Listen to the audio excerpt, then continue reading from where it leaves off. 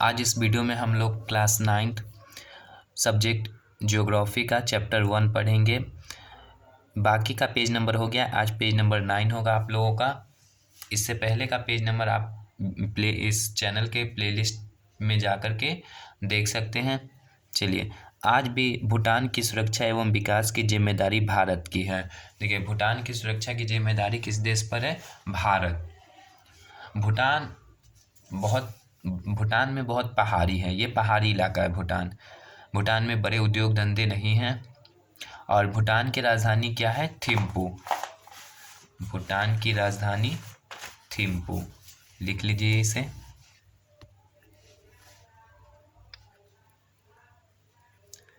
भूटान की राजधानी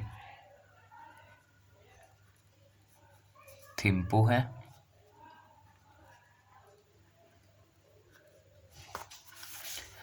भूटान के पूर्व में भारत एवं चीन की सीमा रेखा हिमालय की श्रेणियों से होकर गुजरती है। इस सीमा रेखा का नाम मैकमोहन रेखा है।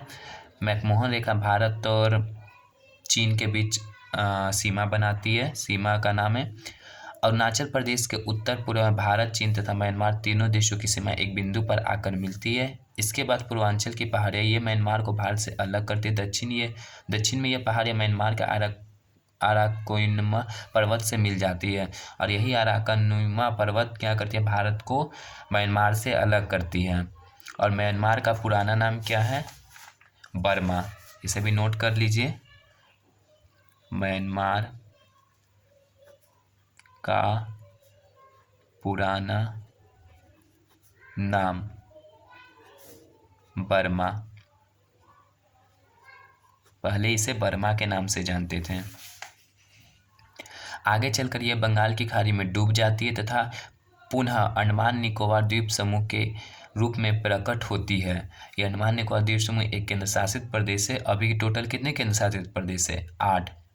और सबसे बड़ा लद्दाख है और सबसे छोटा लक्षद्वीप है। तो यही अराकोनिमा पर्वत आगे कहाँ आती है? अंडमान निकोबार द्वीप समूह में। उत्तर एवं पूरब के क्षेत्र में स्थित ये पर्वतमाला अत्यंत ही जटिल एवं उबड़ खाबड़ है। इसके परिणाम स्वरूप उत्तर एवं पूरब के क्षेत्र में आवागमन एवं परिवहन अत्यंत ही कठिन रहा है। इन क्षेत्रों में स्थित पड़ोसी देशों से भारत का संपर्क भी आसान नहीं रहा। अब यातायात के आधुनिक साधनों के विकसित होने से इस क्षेत्र में इंडो तिब्बतन महामार्ग विकसित हुआ है। यह सड़क शिप्की दर्रे से होकर गुजरती है। शिप्किला दर्रा मतलब जो हिमाचल प्रदेश में है। दूसरी पर्वतीय मार्ग कश्मीरी लेह मार्ग है जो उच्च पर्वत श्रेणियों से होकर गुजरता है। तीसरा प्रमुख मार्ग सिक्किम के एक दर्रे से होकर गुजरता है। देखिए, सिक्किम में एक नाथुला दर्रा है, वो हमेशा पूछता है, उसे याद रखिएगा। नाथुला दर्रा ये आपका किस राज्य में है? सिक्किम में है, इसे याद रखिएगा। नाथुला दर्रा कहाँ है? सिक्किम में। और सिक्किम की राजधानी क्या है? गंगटोक। सिक्किम की राजधानी गंगटोक। वायुमार्ग के विकसित होने पर अब ये ऊंची पर्वत श्रृंखलाएं अगम्य नहीं रह गई हैं। पश्चिम बंगाल के पूरब में हमारा एक अन्य पड़ोसी देश बांग्लादेश स्थित है।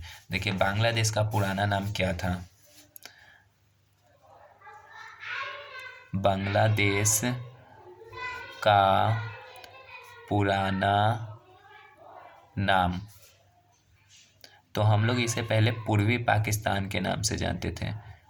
पूर्वी पाकिस्तान। जब देश आज़ाद हुआ था तो ये पाकिस्तान का अंग बना था बांग्लादेश। जब 1947 में देश हमारा आज़ाद हुआ तो ये बांग्लादेश किसका अंग बना था? पाकिस्तान का। लेकिन पाकिस्तान इस पर ध्यान नहीं दिया, तो पूर्वी पाकिस्तान के लोगों ने इसका क्या किया? विरोध किया। तो इन्होंने एक अलग राष्ट्र, ये बांग्लादेश बना कब? 1971 में। बांग्लादेश कब बना था? 1971 में बना था, और जिसका पुराना नाम पूर्वी पाकिस्तान था। अभी इसे बांग्लादेश के नाम से जानते हैं। और बांग्लादेश की राजधानी क्या है? ढाका। बांग्लादेश की राजधानी ढाका है, ढाका। और इसकी मुद्रा का नाम क्या है? बांग्लादेश की मुद्रा है टका। बांग्लादेश की मुद्रा टका है, याद रखिएगा इसको। इसी तरह पश्चिम में हमारा पड़ोसी देश पाकिस्तान स्थित है। पाकिस्तान ये भारत के किस साइड में है? पश्चिम। और पाकिस्तान की राजधानी क्या है? पाकिस्तान, इसकी राजधानी हो गया इस्लामाबाद। राजधानी इस्लामाबाद। इस्लामाबाद, पाकिस्तान की राजधानी हो गया इस्लामाबाद।